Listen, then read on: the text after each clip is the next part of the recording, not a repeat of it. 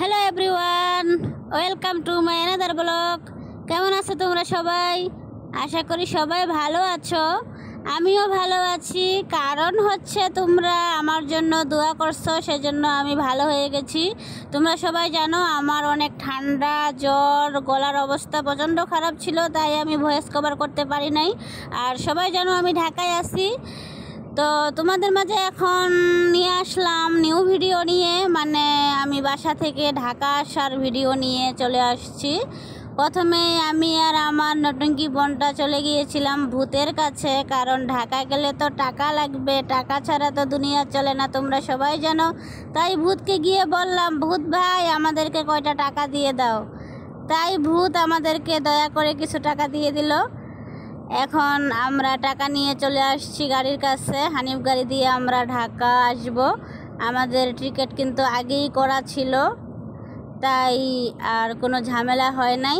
আমরা টাকা তুলে আমাদের ব্যাগেজ নিয়ে আমরা গাড়িতে উঠে এখন চলে আসতেছি ঢাকায়।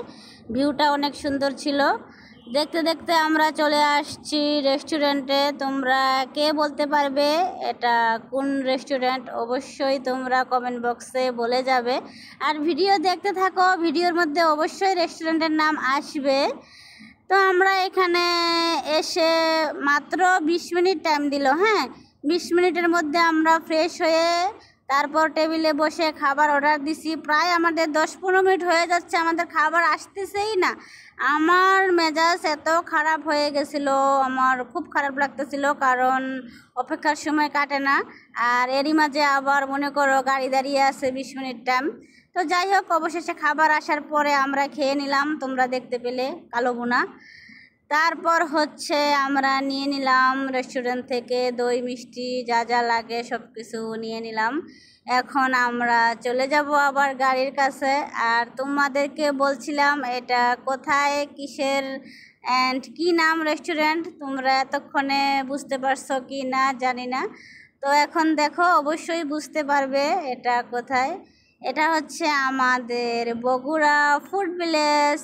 আমি সবসময় এই রেস্টুরেন্টে খাওয়া দাওয়া করি, কারণ আমি যখনই ঢাকা বাড়িতে আসা যাওয়া করি আমি কিন্তু ফুড ভিলেজেই খাই।